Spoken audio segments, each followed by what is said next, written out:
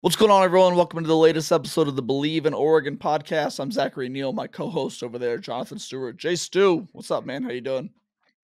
Good, man. How's the weather over there?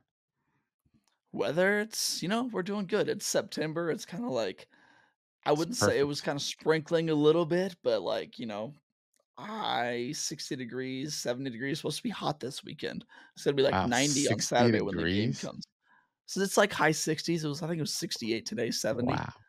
That's pretty good. Today How's it was over there for you? 93 degrees. It was 93 Ooh, degrees. We had practice today with our kiddos, middle school football. Got a game on Thursday playing Holy Trinity, and they run the wing T. So ooh, we are in high focus gear on defense, preparing them to read their keys. there you go. Stopping the wing T can be very confusing. Yeah, The key to success is penetration. You okay. cannot be shuffling if you're a linebacker. You have to shoot the gaps and play your gaps. The gap integrity is important. You know what I love while listening to you say all of this? It's football season. Football Yeah, is back. This is football is back, that's baby. all I got from that conversation with you right there. Yeah, We finally made it. The off season's over. yeah, Game week is here. We made it through a very long off season. yeah. We're talking Oregon football takes now. we're talking football. Oregon takes on the Idaho Vandals this week at 4:30 p.m. on Saturday afternoon inside Autzen Stadium. Before we start, I want to ask you this. We can be honest and say confidently that Oregon should win this game in a blowout this weekend. They're going up against an FCS school. All due respect to Idaho, they're a very good school at their level of play. They don't match up with Oregon. This should be a game that's pretty lopsided. But I want to ask you, what was it like for you as an athlete getting up for these games? Because I look back at your stats at Oregon, and you guys played teams like Houston and Montana and Fresno State. You also played Oklahoma, so you had those big non-conference games as well. But you had some of these games against quote unquote lesser competition. Is it hard at all for you, or was it hard for you to get up when you know that you're about to blow out a team? What was that like for you? That was the mental part of the game, right? Mhm. You know, at the end of the day, we're taught and trained to play ball. And I think if you go out and your approach is, oh, we're playing a team that's, doesn't have as many strengths as we do. Okay, but you still got to go play football. And so my mindset was respect the game, right? Honor the game and play the game in a way that it will be good to you. So Mhm. my preparation was never, any different. It just because we're playing Idaho State, I still prepared just like I was playing UW or USC. Mhm. And I'm pretty sure that's exactly the messaging that's being sent, right? Obviously we're highly touted coming into this year, top ranked team in the nation. And, you know, the thought process is, well, if they don't have a good run game, let's not let them run the ball at all, right? Mhm. We should come out of this game with them having less than 50 yards rushing. If they can't throw the ball, then my mindset as a coach is let's make sure that they don't throw the ball on us. Let's make sure we shut them down. Let's make sure we are flying to the ball, flying around the passes, because they will end up having to play the pass game, right? Mhm. Because if they are, the inferior team, they'll be down by a lot of points at some Yeah. point. And so I don't know. My mindset when I'm watching these games nowadays, especially like when I was playing and I knew certain guys on the team still, and we were playing, these inferior teams that don't have the talent that Oregon does. I'm looking at these games, and the one thing that I don't like is when a smaller school scores on us. Yeah. Right. I go into these games and I think to myself, we should blow every single team out, meaning they shouldn't score on us. If we don't let these guys score on us, I'm happy with that. That's a success. And as long as our starters are in the game for a half a quarter, a half for a whole half. Mhm. I don't really want to. We shouldn't really see them in there late third quarter.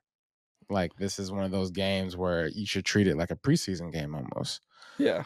And so, Well, that kinda goes into my next question because in the NFL, we sometimes see players, there's, like, kind of this notion among, like, starters in the NFL that playing in the preseason is almost used as a punishment sometimes if you're a starter. Like, you've seen coaches say that, if you don't practice hard, you're gonna play in the preseason if you're a starter, whereas the guys fighting for roster spots need those reps, but do you kind of get the same sense from starters playing in the second half of a week one game versus an FCS school in college football? Like, should it be viewed that way? Or do you think sometimes players look at it that way, or should they not? What is your feeling on that?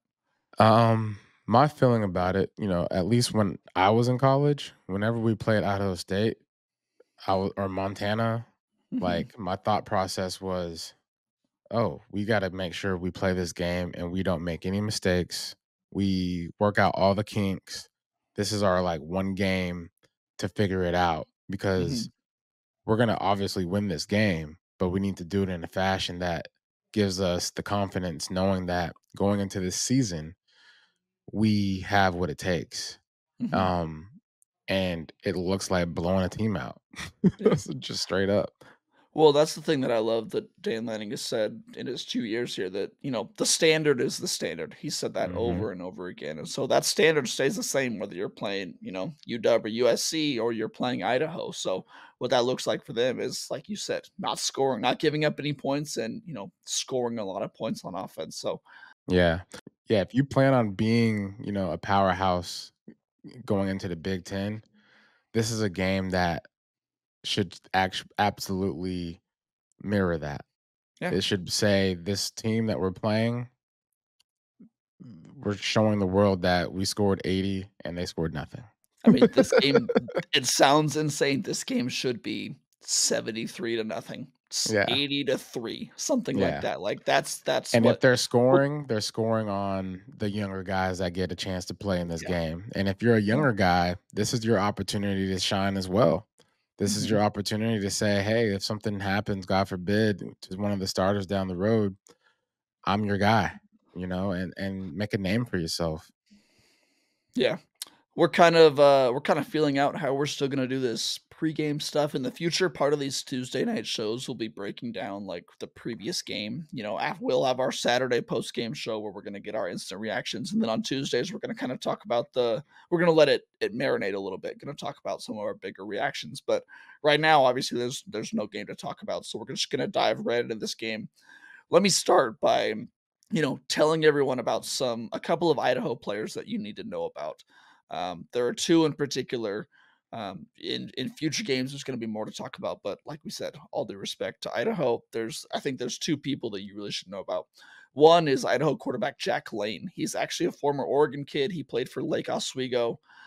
He was the Gatorade Player of the Year in Oregon. He won a state championship with Lake Oswego in 2018. There's very little game tape on him just because he was named the starter at the end of last year.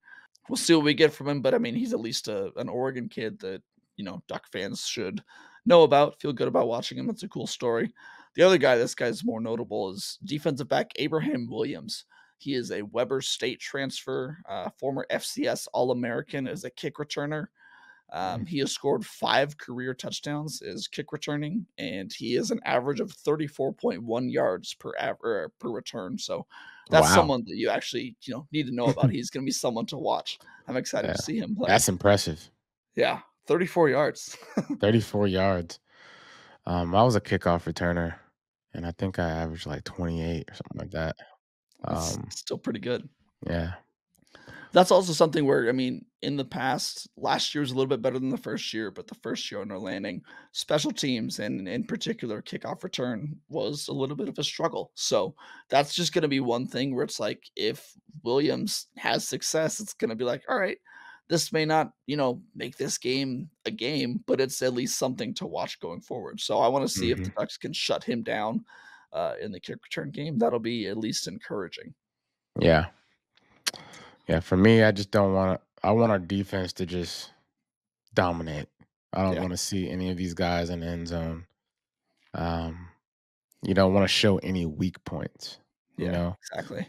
you don't want to show any weak points going into you know the biggest season of these guys' lives. Absolutely. And give anyone something to talk about. Because please know that every little thing that you do from here on out, it's going to be talked about. Yeah, absolutely will. This episode is brought to you by Emerald Valley Golf Course. Located just south of Eugene along the coast fork of the Willamette River, Emerald Valley is one of the premier championship public golf courses in the Willamette Valley. Emerald Valley is also the proud home of the men's and women's Oregon Ducks golf teams, where the Peter and Jan Jacobson Oregon Golf Teaching Facility is located. I've personally toured the facility, and I have to say it has got to be one of the nicest golf buildings in the nation. Listeners of this podcast will know that Emerald Valley is my home for golf and my absolute favorite place to play. Book your tee time now at emeraldvalleygolf.com. Let's talk about some Oregon players. I want to try this out and kind of see how this goes as a segment, but let's do some stat predictions. I Okay. gave you a few players. I gave you 3 players. I also have 3 players. Let's see if we can kind of predict what their stats are going to look like this week. Use that as a bit of a preview and just kind of I'm curious to see how close we get. So you've got 3, I've got 3. Why don't you go ahead and start us off with Dylan Gabriel? What do you think his stat line is going to look like this week? Yeah, man. Dylan Gabriel, his last game was against TCU, and Mhm. he had 400 yards passing, um, and 3 tugs. He was Yeah, efficient. Um, I hope and pray that that transfers to this Idaho State game. Idaho. Idaho, Idaho, Same thing. Idaho. Hey, PG show, Jay Stu. PG Hey, show. man, listen. Make sure your kids are dropped off at school when you're listening to Okay. this podcast. Do we Um, need to get that warning on the top of the show now? yeah, man, school's back in session, so you Okay. shouldn't be listening to this until your kids are in class. Um, no, but yeah, I think he's gonna have a. I feel like he's gonna have a really good game. Mhm. My hope is that again he's in this game for 3 quarters max, and Max, I think 2. yeah, um, and he walks away with 300 yards passing, 200, 2 tugs. I got two Uh-huh. tugs for him. 302 2 quarters, 3 quarters, man. That's Well, a big game. I'm saying if it's Yeah. max, Okay. I'm saying because what they played Arkansas State last year, Mhm. Oklahoma, first game of the season, and they played SMU. Um, so I mean his stats were, you know, pretty spot on as far as 300 Mhm. yards, 2 tugs. Yeah. Second game against SMU, 176 yards, 4 tugs. So Wow. however long he played in that game, I don't know, but just Mhm. looking at the stats, this man's gonna perform. So, I uh, think that would be incredibly encouraging if we can leave. I mean, if we can leave Saturday and he does not play a full game and still has 300 yards and 2 plus touchdowns, that's really impressive. yeah, Um, One of my guys that I have is Dante Moore. I'm assuming that he's going to get, at least a quarter of action, maybe a quarter and a half, 2 quarters. I think he's going to have somewhere between, 13 to 15 pass attempts. I kept it a little limited. I got him like for 120, 130 yards passing, and I had 2 touchdowns as well. I think they're okay, still going to try and throw the ball a little bit in the second half and just kind of because you want to get these guys work. You don't want to just run out the yeah, clock. You want to make sure this is their time to, Dan Lanning has shown he's not afraid to run up the scoreboard before. So, that's um, exactly the reason why I feel like yeah, this could be one of those games where you just, hey, we're going out to play football. We're not feeling bad for these guys. yeah. We're here to show the world that we're Oregon and Mm. we're here to dominate. If you don't want us to score, stop us. Stop us. That's his been his mentality the whole time. So, all right, Jordan James, what do you see from him? Jordan James, ladies and gentlemen. Jordan, I feel like he will have at least 10 carries. Okay. Um, the running back position, you got to be careful in these types of games because you don't want your guys to get banged up, bruised up for no reason. Again, I think max he should be playing 3 quarters. Yeah. And as far as how he's being used, I think you use him wisely. And by wisely, I mean you have a guy named Jay Harris that's Mhm. sharing the backfield, and a lot of people want to see him run. True. So once you realize the game is kind of getting out of reach there, you can keep your guy, suited up, just so that way he's familiar with, time spent on the field, being ready on the sideline, packages, and all those types of things, working out, certain plays and just kind of getting certain looks. But, I expect him to have like 10 carries, 80 yards. Yeah. 10 Yeah. carries, 80 yards, probably Couple break a touchdowns. long one for the tug, maybe 2 tugs, There you go. get him out of there. Yep. I like that. I think that 10 carry range is, we don't need to see anything more from Jordan James. We know what we're getting from him. Just let him get the rust off and kind of get out Yeah, of there. I like that 10 carries. Um, this guy that I have, Jay Harris, I want to see a lot more than 10 yeah. carries.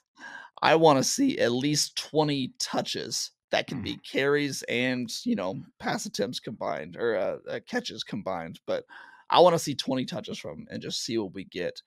I think if we do, he'll have over 100 yards combined. I mean, whether that's, 70 on the ground, 30 or 40 through the air.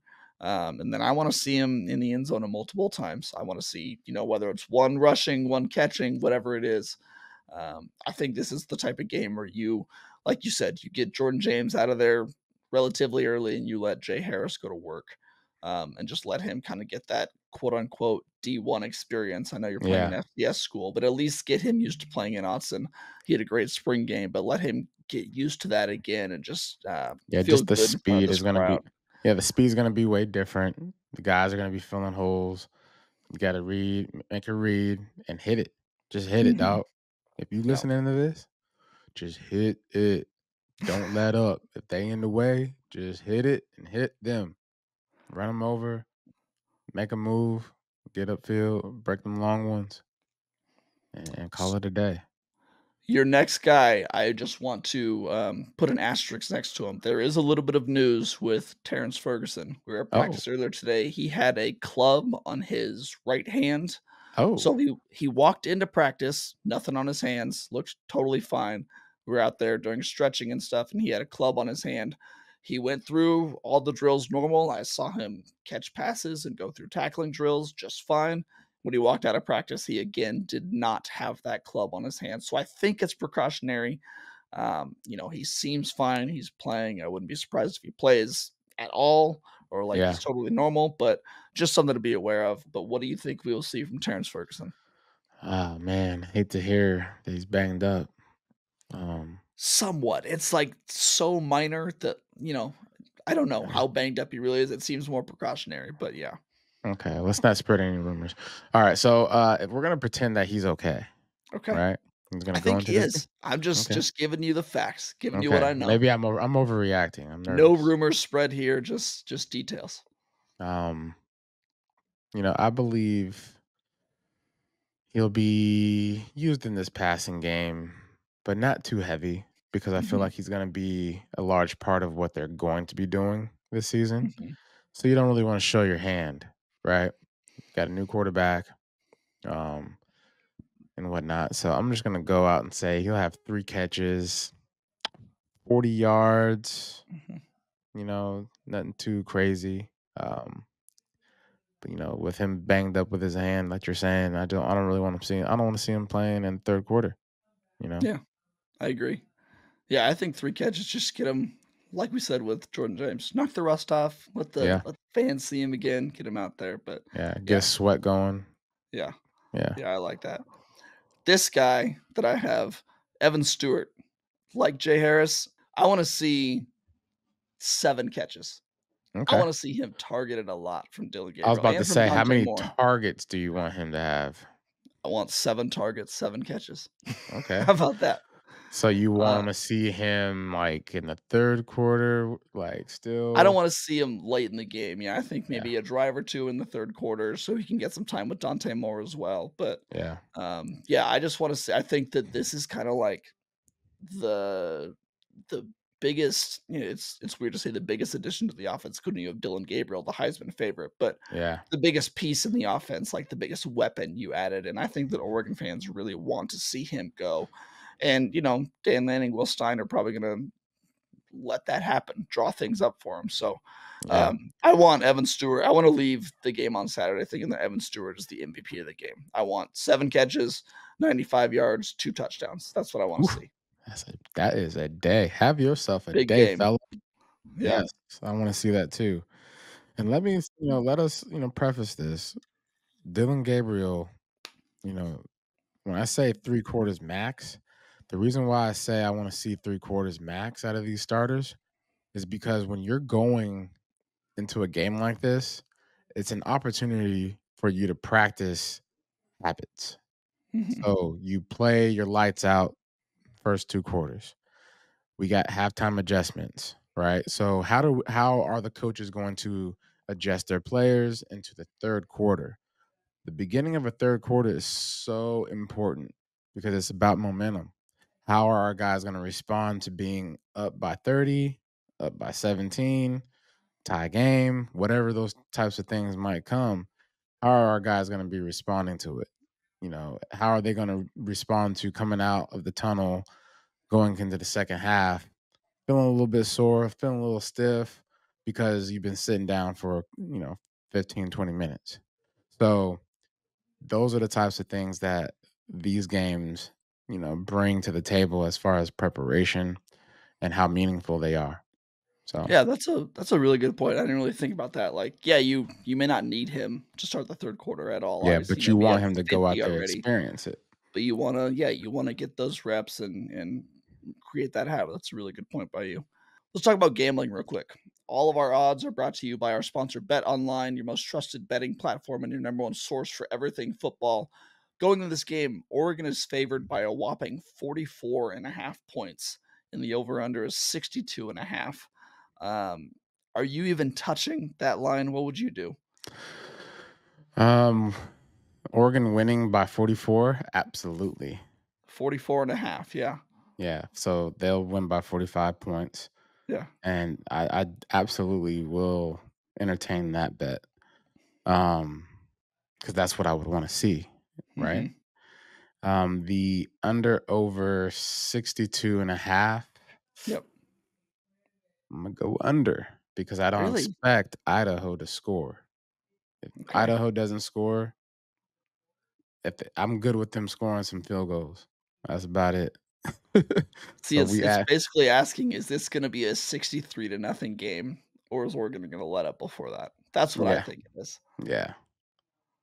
I So think it's gonna be a 70 to nothing game, something 70 to around that. nothing. I'm Okay. taking I'm taking Oregon minus 44.5, and I'm taking the over. You're taking the Uh, over. I think they're gonna put it on, man. I think that Okay. Oregon means business this year. They wanna make a statement early and say, "Hey, we're bringing this offense into the Big Ten." Yes, it's an FCS school. Yes, it's Idaho, but I think they're gonna put it on them. Yeah. Well, we'll see. I Yeah, hope they do. I hope their it's really going to lay on our run game, because in yeah, a game like this, you don't want to be passing the ball too much to where you're having incompletion, stopping the clock, out there yeah. too long. If our offensive line, our backup offensive line, does their job, open up those lanes, make Mhm. Idaho wish that they were somewhere else. um, you know, my running back coach, Coach Skip, always used to say, "Block them up and make them pay."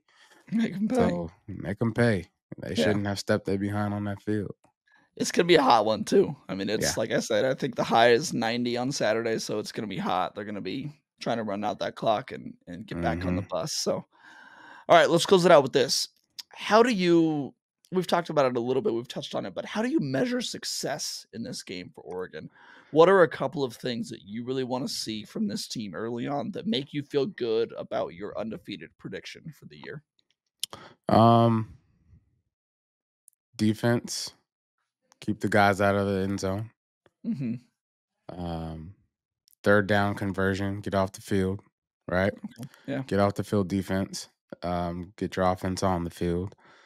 And then on offense, score at will, Mhm. score from any place on the field, score all the types of ways, right? Screen game. I want to see screen game, you know, dominance.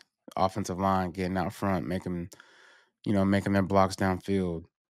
The timing with the quarterback, opening lanes for the running backs. These lanes should be very easy to find, right? Mhm. Um, so those two things, offense and defense, and then just stay healthy.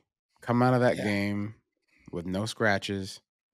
Guys can, go and hang out in the hot tub, cold tub, steam room, whatever it is, and just enjoy, their Saturday after that, Mhm. and just get ready and get prepared in an easy fashion without any hiccups. I think for me, the biggest thing is I don't wanna see a let up in the second half when the backup players get in. I Yeah. mean, A the drop the off. Yeah. starters yeah, exactly. The starters may get up 60 to nothing. I wanna see it continue to be 70 to nothing after the Yeah. backups and the young guys get in. Um, Offensively, I really wanna see I can't wait to see Dylan Gabriel in this system. I really wanna see accuracy from him and precision. It feels like going from Bo Nix to Dylan Gabriel, you're getting a little bit more of a playmaker, but a little bit more of a risk taker. I wanna see him play within the system and not try and do too much like what we saw, Bo Nix do at Auburn, like what we saw Dylan Gabriel do sometimes at Oklahoma, where he can get himself into trouble by trying to do too much. And Yeah. then I'm really excited to see Dante Moore. I just want to see him give us some flashes. Over the past few years, when we've seen like Ty Thompson get in the game, he kind of sometimes gave flashes, but also struggled a little bit and didn't complete a ton of passes. So I just want to see Dante Moore give fans excitement that he could be the guy right now if you needed him to. That's not to say that he's going to be as good as Dylan Gabriel is, but I just think that if he can complete some passes, score some touchdowns, move the ball at will, like you said in one of your points, that I want to see them score every time they're on the field. Every time you touch Yeah. the ball, there should be no punts, no turnovers, no turnover on downs. You should be in the end zone every single time. So that's how I would measure success for this. Yeah. I love that. I love it. And I feel like we're gonna see all the things that we're asking for.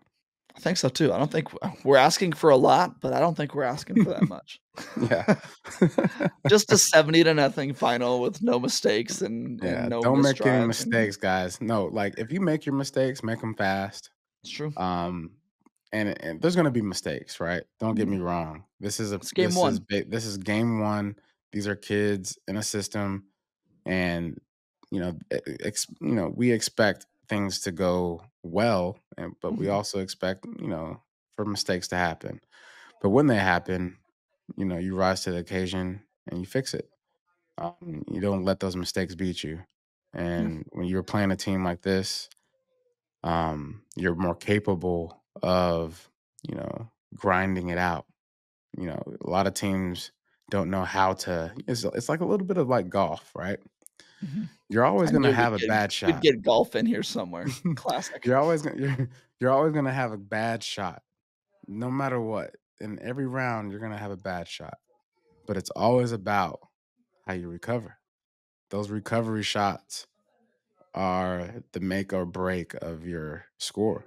And Mhm. so when you make your mistake, just be ready to recover. Be ready to follow through, follow up, and make a bigger play. That's all it is. Yeah, Have a I golf love shot in that. your bag, baby. Yeah. Gotta be good at scrambling. Anyone can Yeah, hit the fairway. What do you do when you're in the rough? exactly. Got it. That's when you really hit the golf shots. You gotta hit Absolutely. that. You gotta That's when hit you really that do it. little draw around the tree. Yeah. Yeah. That's a good one to have in the bag. Hmm. All right, that's going to do it for us today. Thank you guys for tuning in. Again, go subscribe to the show, rate, review, all of that stuff. Help us grow our audience, especially now that we're in this season. This is when we're really going to start ramping up. Like we said earlier, this is when we go to 2 times a week. So we're doing this Tuesday night, recording it. I'll try and get this out tonight.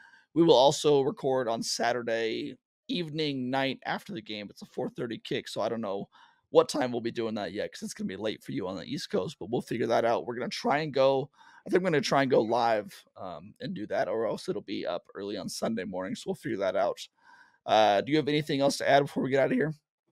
Nope. Just I'm excited. I'm excited for the season. I'm excited to finally watch some meaningful football, Mhm. some tape, and share with Duck Nation, football knowledge. Yeah, absolutely. I can't wait for that. All right, you can check out more of my work at duckswire.usatoday.com. Follow me at Zachary C. Neel on Twitter. Follow Jay Stu on Twitter at Jonathan Stewart1. Make sure to check out the Believe in Panthers podcast and the Stu and Crew podcast. For myself, Zach Neel, for my co host, Jonathan Stewart, we will talk to you guys next week. Until then, take it easy.